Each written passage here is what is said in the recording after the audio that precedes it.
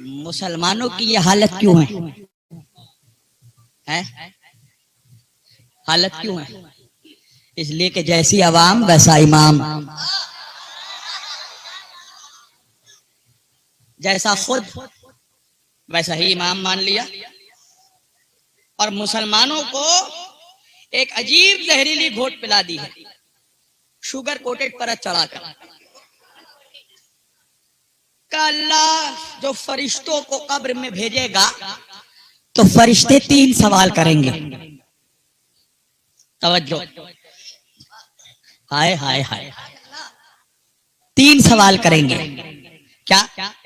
मन रब्बों का, मन दीनों का, मन नबियों का। फरिश्ते 3 सवाल करेंगे। और बोल ऐसे रहा है कि जैसे खुद अभी कब्र से उठकर आया हो।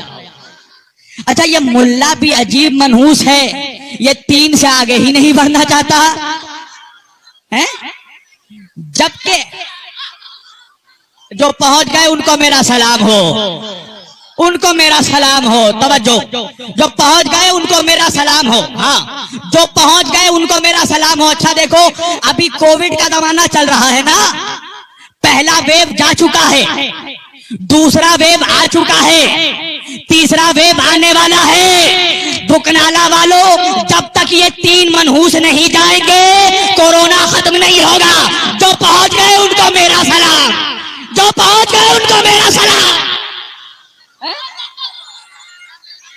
नारा हैदरी। तवज्जो। अच्छा यार, 3 सवाल करेंगे फरिश्ते, 3 से आगे नहीं करेंगे। जैसे ये ऐसे बता रहा है जैसे अभी फरिश्तों का जवाब देकर आ रहा हो। अच्छा, अल्लाह कुरान में कह रहा भाई यौमा नदो कुल्लु उनासिम बे इमामिहिम। अल्लाह कह रहा हम हर जमात को, हर इंसान को, हर गुरोह को हम उसके इमाम के साथ बुलाएंगे। सुनो सुनो सुनो मेरा ये जुमला, उसके इमाम के साथ बुलाएंगे। ये कुरान है, कुरान मुल्ला का बयान नहीं, अल्लाह का ऐलान। हम हर इंसान को उसके जमाने के उसके इमाम के साथ बुलाएंगे। तो ये कैसे मुमकिन है कि फरिश्ते कब्र में ये नहीं पूछेंगे कि तुम्हारा इमाम कौन है? अरे सुनो सुनो, तुम्हारा इमाम कौन है? तो पता चला अल्लाह हर इंसान को उसके इमाम के साथ बुलाएगा। तो एक बात तो कन्फर्म है सैयदों कि कयामत के दिन जिसका जैसा इमाम होगा उसका वैसा ही हश्र होगा। अरे अल्लाह जाने मजमा कहा है, जिसका जैसा इमाम होगा उसका वैसा ही हश्र होगा। अच्छा मैं बताऊं इमामत किसको कहते हैं? एक मंजर दिखाता हूं तुम्हें। दरियाए नील है, 2 लश्कर सवताजो, एक लश्कर दरिया के करीब है, एक लश्कर पीछे से आ रहा है।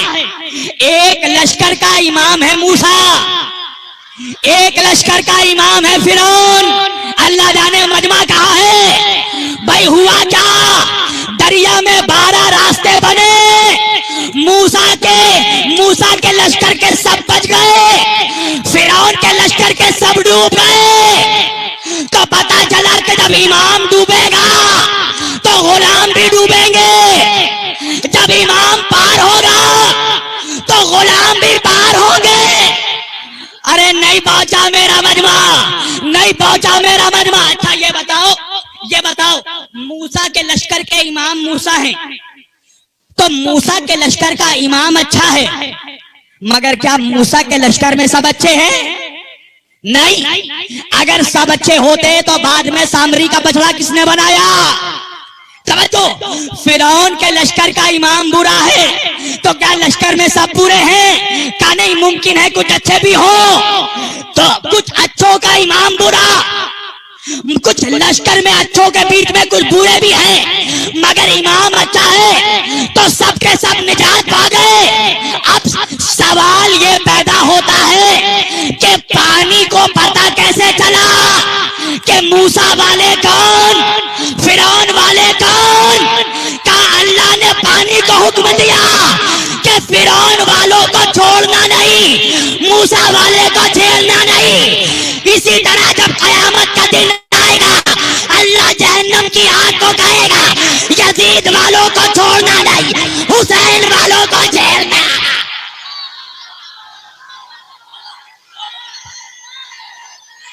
सब मिलकर, सब मिलकर।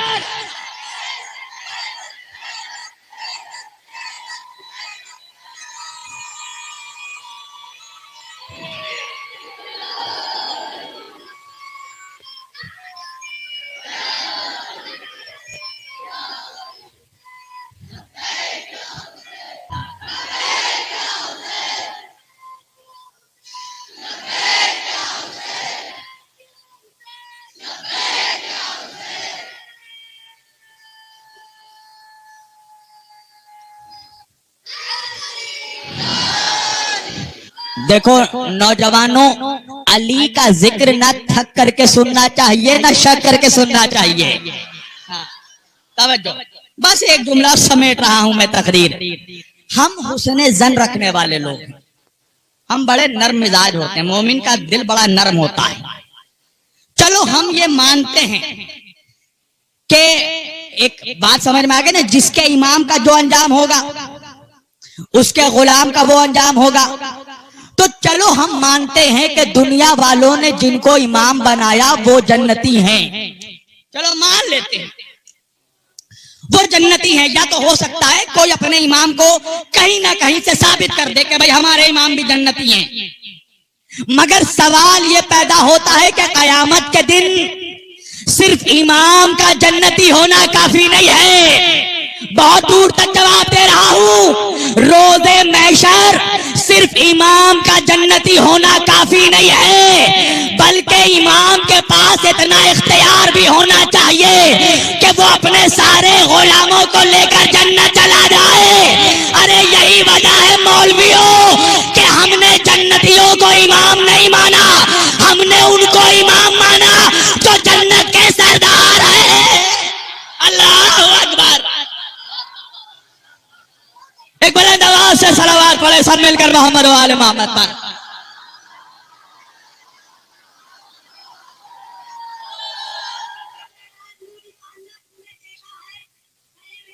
माशाअल्लाह।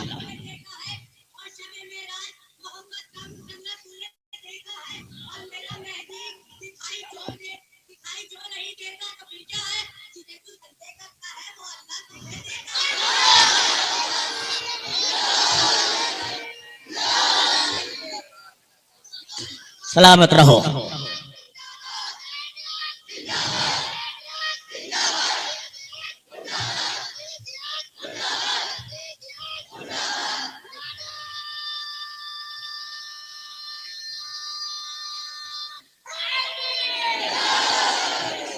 तवज्जो, जिंदाबाद। मैं तुमसे राजी, शहजादी तुमसे राजी हूं, खुदा तुमसे राजी हो। परवरदिगार सबों की हाजिरियों को बारगाहे मौला में कबूल फरमाए। अल्लाह हमें तौफीक दे कि हम आजादारी रस्म समझकर नहीं, खुलूस समझकर मनाए।